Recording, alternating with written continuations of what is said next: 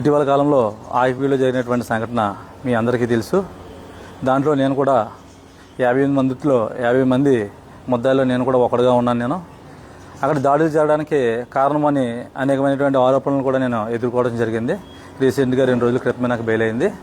అయితే అందులో ఉన్నటువంటి వాస్తవాలు ఏవైతే ఉన్నాయో అవి నేను మీడియా ముందుగా వచ్చి ప్రజలకు తెలిసే ప్రయత్నంలో ఈరోజు ఈ వీడియో చేయడం జరుగుతుంది. విషయం ఏంటంటే, ఆ రోజు వాస్తవానికి ఇస్మాయిల్ అనే వ్యక్తి నాకు ఆ రోజు టవర్ ఎక్కేశారు కదా, టవర్ ఎక్కిన రోజు అతనికి నాకు మొదటి పరిచయము. ఆ రోజు నాకు చెప్పింది ఏంటంటే, దళితులపై దాడులు జరుగుతున్నాయి, ఒక దళితులు ఉన్నటువంటి ఇళ్ళన్ని కూల్చేస్తున్నారు, ఆ నియోజకవర్గంలో చర్చిలు కూల్చేస్తున్నారు, దాని గురించి శాంతియుత ర్యాలీ చేయాలని చెప్పేసి అని నాకు తాలూకా ఆఫీస్ దగ్గరికి కౌరు పెట్టడం జరిగింది.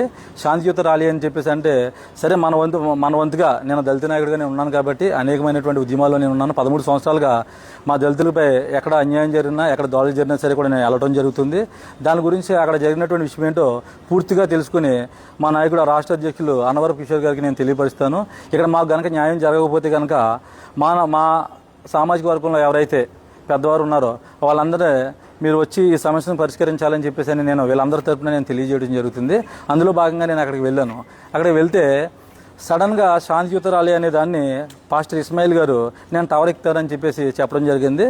నేను దానికి సమాధానం ఏం చెప్పానంటే, మీరు మాకు చెప్పింది ఇది కాదండి, శాంతియుత ర్యాలీ అంటే శాంతియుత ర్యాలీయే చేయాలి, ఇది డిపార్ట్మెంట్కి ప్రజలందరికీ కూడా ఇబ్బంది కలిగేటువంటి పని, దానికి నేను 1% కూడా అంగీకరించను అని చెప్పేసి చెప్పడం జరిగింది.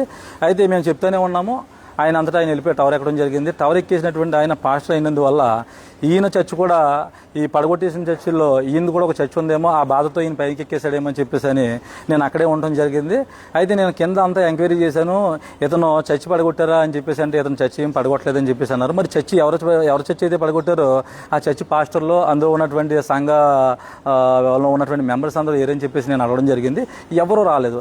ఎవరూ రాకపోతే ఆయన ఒక దైవజనుడిగా ఉన్నాడు, ఆయన అలా వదిలేసి వచ్చేస్తే అది కరెక్ట్ కాదని చెప్పేసి అని నేను అతను చేసింది కరెక్ట్ అయినా రాంగ్ అయినా కిందకు వచ్చిన తర్వాత అతనికి పూర్తిగా వివరిందామనే కోణంలో నేను అక్కడే ఉండడం జరిగింది. కిందకి వచ్చేటప్పుడు ఆయన పైనుంచి ఏ విధంగా వచ్చాడంటే, ఒక ఇండియాకి ఏదో ఒలింపిక్స్కి వెళ్ళి ఏదో మెడల్ తీసుకొచ్చినటువంటి వ్యక్తి ఏ విధంగా వస్తాడో పైనుంచి నినాదాలు చేసుకుంటూ ఒక 2 స్టెప్పులు దిగుతూ అది భయంకరంగా ఒక రకమైనటువంటి హేళనగా నినాదాలు చేస్తూ అతను కిందకు రావడం జరిగింది. ఆ తర్వాత మేము వచ్చేసాము. ఆ రోజు అక్కడితో అది ముగిసిపోయిన తర్వాత మన కోపెలలో ఏదో చర్చిని ఏదో పడగొట్టేయడానికి ప్రయత్నిస్తున్నారని చెప్పేసి అని ఆ రోజు అక్కడ ఉన్నటువంటి ప్రాంతంలో ఉన్నటువంటి కుర్రలు నాకు ఫోన్ చేశారు. నేను స్థానికంగా లేకపోయేసరికి తెల్లవారి కలెక్టర్ ఆఫీస్లో రిప్రజెంటేషన్ ఇవ్వడానికి మేము అందరూ వెళ్తున్నామని చెప్పేసి నాకు తెలిస్తే నేను అక్కడికి వస్తున్నానని చెప్పాను. అయితే పాస్టర్ ఇస్మాయిల్ గారు ఏరని చెప్పేసి అంటే అతను హౌస్ సర్చ్ చేశారని చెప్పేసి అక్కడ ఉన్నటువంటి వ్యక్తులు అందరూ చెప్పారు. అయితే సడన్గా కలెక్టర్ గారికి రిప్రజెంటేషన్ ఇవ్వడానికి వెళ్ళే ముందుగా ఒక కాల్ వచ్చింది. ఆ కాల్ ఏంటంటే, ఉండి ఎస్ఐ గారు మన ఇస్మాయిల్ గారిని కొట్టేసి స్టేషన్కి లాక్కెళ్ళిపోయారని చెప్పేసి అని చెప్పడం జరిగింది. అయితే మేమందరం కాల్ స్టేషన్కి వెళ్దామని చెప్పేసి బయలుదేరితే అతనికి గవర్నమెంట్ హాస్పిటల్కి తీసుకొచ్చారని చెప్పేసి చెప్పారు. అయితే అతనికి నిజంగా ఎస్ఐ గారు కొట్టారా లేదని చెప్పేసి నేను ఎంక్వైరీ చేస్తే అక్కడ ఎస్ఐ గారు కూడా అక్కడే ఉన్నారు. లేదండి, అంతా నేను అలా ఏం చేయలేదని చెప్పేసి ఆయన చెప్పడం జరిగింది. లోపలికి వెళ్ళిన తర్వాత మేము కూడా అతన్ని ఏదైనా ఇబ్బంది పెట్టారా ఏంటంటే, మేము ప్రెస్ మీట్ పెట్టి దీని గురించి వివరంగా మాట్లాడతాం, కేసు పెడదామని చెప్పేసి అని నేను రాజేష్ ఖన్నా గారు మాట్లాడితే, అలా కాదు నా ఛాతి మీద నొక్కేసి నాకు ఊపిరాడకుండా చేసి నన్ను భయభ్రాంతులకు గురి చేశారు, నన్ను కదలనివ్వలేదు, నేను అస్వస్థతకు గురయ్యానని చెప్పేసి అని ఆయన రకరకాల మాటలు చెప్పడం జరిగింది. అయితే మేము బయటకు వచ్చిన తర్వాత అతను లోపల అప్పటి వరకు నోటంటా కూడా మాట రాలేనట్టుగా అతను మాట్లాడి సడన్గా ఒకేసారి వాళ్ళ అమ్మాయి రావటం, యూట్యూబ్ ఛానల్ ఏదో వాళ్ళకి యూట్యూబ్ ఛానల్ ఉంది ఏపీసీపీఐ మీడియా అని చెప్పేసి అని ఆ ఛానల్ ఆన్ చేసిన తోటే ఈ ఎమ్మెల్యే క్రూరుడు, ఈ ఎమ్మెల్యే దుర్మార్గుడు అని చెప్పేసి అని రకరకాలుగా అతను నినాదాలు చేస్తూ పెద్ద పెద్ద కేకలు పెట్టడం మేము చూసాం. అయితే అతని ఇంటెన్షన్ ఏంటంటే, ఏం చేయమంటారు ఏంటంటే అని చెప్పేసి అంటే ఆల్రెడీ డాక్టర్ రిపోర్ట్స్ వచ్చేసినాయి, అతనికి ఏం కాదు, బీపీ డౌన్ అయింది, అతను ఏ విధంగా కూడా గాయపడలేదని స్కానింగ్ కూడా చేసేసారు. అయితే నేను ఆకివీడులో పెద్దపేటలో ఉన్నటువంటి కుర్రోళ్ళందరినీ పెద్దలందరినీ పిలిచి, ఏమంటే ఇతను పక్కన కానీ నిలబడితే కనుక రేపు పొద్దున్న ఈ ఎఫెక్ట్ అంతా మన ఆకివీడు పెద్దపేట ప్రజల మీద పడిపోద్ది, ఎందుకంటే ఎస్ఐ గారిని మీద బ్లేమ్ చేయడానికి లేకపోతే ఎమ్మెల్యే గారిని డిగ్రేడ్ చేయడానికి చేసే ప్రయత్నం లాగా ఉంది. మనకి విషయం ఏదైతే ఉందో దాని గురించి మనం పోరాడదామో, ఇది మనకు వద్దని చెప్పేసి అక్కడ పెద్దలకి, అక్కడ రాజేష్ ఖన్నా గారికి అందరికీ అందరికీ చెప్పడం జరిగింది. ఆ రోజు అయిపోయింది. వాళ్ళ ఇంట్లో కుటుంబ సభ్యులందరూ కూడా ఇంతమంది వచ్చి మీరు రాస్తారోకో చేయలేకపోయారు, ధర్నా చేయలేకపోయారు, మాకు న్యాయం చేయలేకపోయారు అని చెప్పేసి వాళ్ళు ఎదురు మన రాజేష్ ఖన్నా గారి మీద దెబ్బలాడడం కూడా జరిగింది. అయితే ఆ రోజు ఆయన ఇంటికి వెళ్ళిపోయారు. ఇంటికి వెళ్ళిపోయిన తర్వాత తెల్లవారు అతను పలకరిందామని చెప్పేసి అని రాజేష్ ఖన్నా గారు నేను వెళ్ళాము. అలాగే ఈ నైట్ ఏదైతే జరిగిందో దీని అంతటినీ యూట్యూబ్లో అతను షూట్ చేసి మొత్తం 2-3 జిల్లాల్లో మొత్తం అంతా కూడా వైరల్ అయ్యేలాగా ఇతన్ని పోలీసులు నిర్బంధించి కొట్టేసినట్లుగా ఇతను ఏదో మన క్రైస్తవ మందిరాలని, క్రైస్తవుల్ని, లేకపోతే ఈ విశ్వాసులందరినీ కూడా కాపాడడానికి వచ్చినటువంటి ఒక వీరుల్లాగా ధీరుల్లాగా ఇతను బిల్డప్ ఇచ్చుకుని మొత్తం అంతా కూడా ఇది యూస్ అంతా వైరల్ చేయడం జరిగింది. అయితే సరే ఇక్కడ నుంచి చుట్టుపక్కల ఉన్నటువంటి నర్సాపురం నుంచి చుట్టుపక్కల ఉన్నటువంటి ప్రతి చర్చిల నుంచి కొంతమంది పాస్టర్లు ఈయన పలకరించడానికి రావడం జరిగింది. అయితే మేము వెళ్ళిన తర్వాత అక్కడ చూసింది ఏంటంటే ఇతను హ్యాపీగా రాత్రి అసలే నాకు నోటంట మాట కూడా రావట్లేదు, నన్ను ఇలా చేసేసారు, అలా చేసేసారు, నన్ను చంపడానికి ప్రయత్నించారు అని చెప్పిన వ్యక్తి తెల్లవారి నీట్గా కొట్టేసుకుని సన్మానం చేయించుకుంటున్నాడు లోపల ఆయన చర్చిలో. ఇదేంటి వచ్చినటువంటి పాస్టర్లు అందరూ కూడా ఇతనికి ఏదో ఆపదలో ఉన్నాడో, ఇతనికి ఏదో ఇబ్బంది జరిగిందని చెప్పేసి అని ఇతను పరామర్శించడానికి ఫ్రూట్స్ అన్ని తీసుకుని మేము వస్తే ఇతను సన్మానం చేయించుకుంటున్నాడు ఏంటి, నవ్వుతున్నాడు ఏంటి అని చెప్పి చాలామంది కూడా షాక్ అయ్యారు. ఆ రోజు షాక్ అయ్యి వెళ్ళిపోవడం జరిగింది. ఆ రోజు నుంచి కూడా ఇతను ఏ విధంగా పనిచేస్తున్నాడు ఏంటి, మా దళితుల గురించి పోరాడడానికి వచ్చినటువంటి వ్యక్తి కాదా అనే దాని మీద నేను పూర్తిగా దీని మీద ఇతని గురించి తెలుసుకుంటే నాకు తెలిసినటువంటి కొన్ని విషయాలు ఏంటంటే ఇతను రాబోయే రోజుల్లో ఒక రాజకీయంగా ఇతను స్ట్రాంగ్గా సెటిల్ అవ్వడానికి, ఫైనాన్షియల్గా సెటిల్ అవ్వడానికి ఇతని గురించి ఇతను చేసుకునేటువంటి ప్రయత్నం యూట్యూబ్ ఛానల్లో ఇతను చేసుకునే ప్రచారం అంతా కూడా దానికి అనుగుణంగా ఉంటుంది.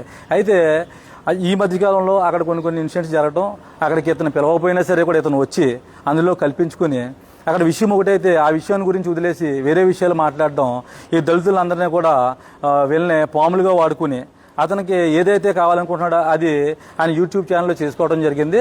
అయితే నేను ఇస్మాయిల్ గారికి ఈరోజు మీడియా పూర్వకంగా నేను చెప్పేది ఏంటంటే, ఇస్మాయిల్ గారు మా దళితుల్లో ఎవరో కూడా అంత అజ్ఞానులు ఎవరో లేరు. కాదంటే మాలో ఉన్నటువంటి బలహీనత ఏంటంటే మేము కష్టంలో ఉన్నప్పుడు ఎవరైనా ఏ నాయకుడైనా సరే వచ్చి మీకు నేను మేలు చేస్తానని చెప్పేసి అంటే గుడ్డిగా వాళ్ళని నమ్మడం అనేది మా దళిత సామాజిక వర్గంలో ఉన్నటువంటి బలహీనత. ఆ బలహీనతనే మీరు క్యాష్ చేసుకుని ఈరోజు మేమందరం కూడా ఆ రోజు అక్కడ సమస్య ఏదైతే ఉందో దాని గురించి మాట్లాడామో, దాని గురించి పోరాడమే తప్పించి నేను మాట్లాడిన వీడియోలో ఎక్కడ కూడా ఎమ్మెల్యే గారిని ఒక్క మాట కూడా అతని పర్సనల్ విషయాలు కానీ ఏదైనా తీసి మాట్లాడలేదు. అయితే నేను ఇలా ప్రశ్నించడం కూడా జరిగింది. మనం ఇక్కడ గొంతేలమ్మ గుడి కావాలంటున్నారు, రామాలయం వద్దని చెప్పేసి అన్నారు. వీళ్ళందరి తరపు నుంచి ఆ గుడి మాకు కావాలని చెప్పేసి అని మేము ఎమ్మెల్యే గారిని చేసే ప్రయత్నం చేయాలి, కానీ అతని పర్సనల్ విషయాలు మీరు ఎందుకు మాట్లాడుతున్నారని చెప్పేసి నేను చెప్పడం జరిగింది.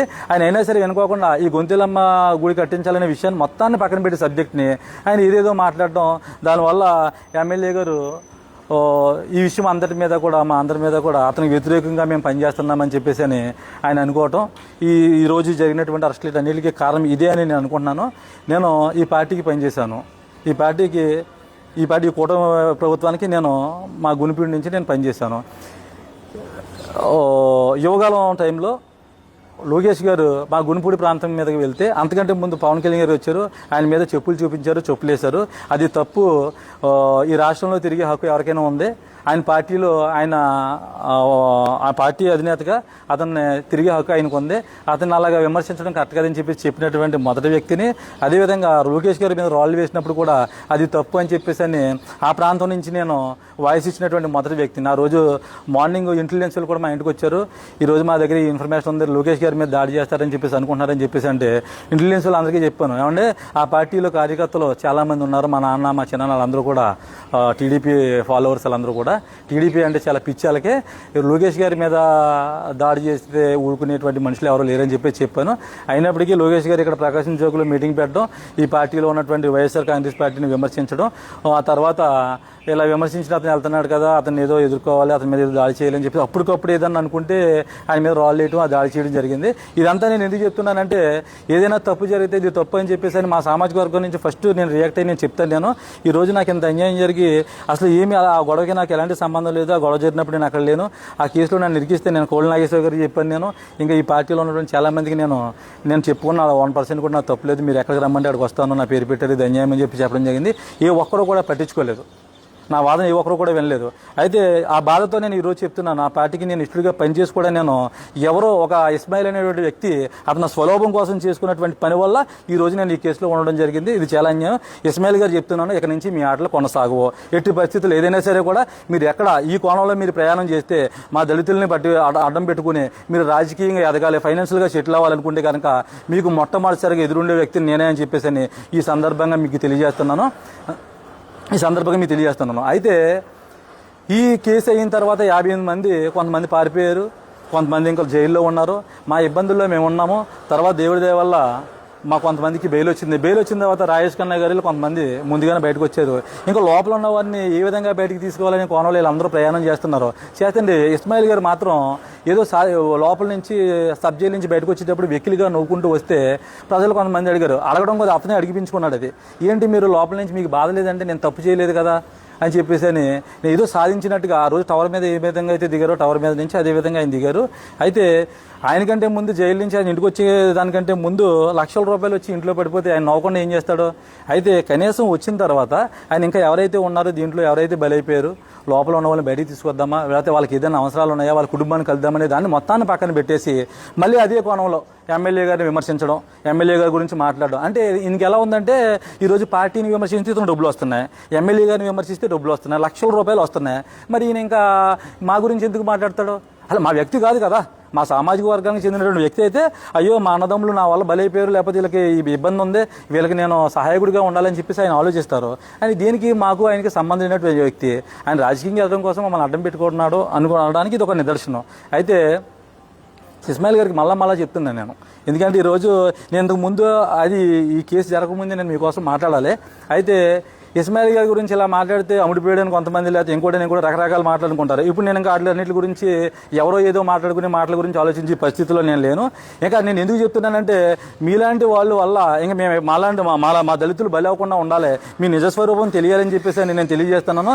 ఇది మాత్రం శాంపుల్ మాత్రం, ఎందుకంటే మీ గురించి నేను పూర్తిగా కూడా చెప్పలేదు. ఇంకా నేను మీ గురించి ఇంకా చెప్పాల్సిన విషయాలు చాలా ఉన్నాయి.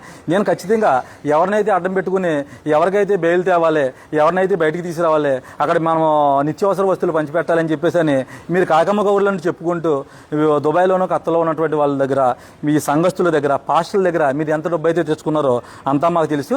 అయితే అన్నింటిని కూడా నిరూపిస్తాను. అయితే మీకైతే మాత్రం ఇంకా ఎలాంటి అవకాశం కూడా మా దళితుల దగ్గర వచ్చే అవకాశం మీకు 1% కూడా ఇవ్వనని చెప్పేసి తెలియజేస్తున్నాను.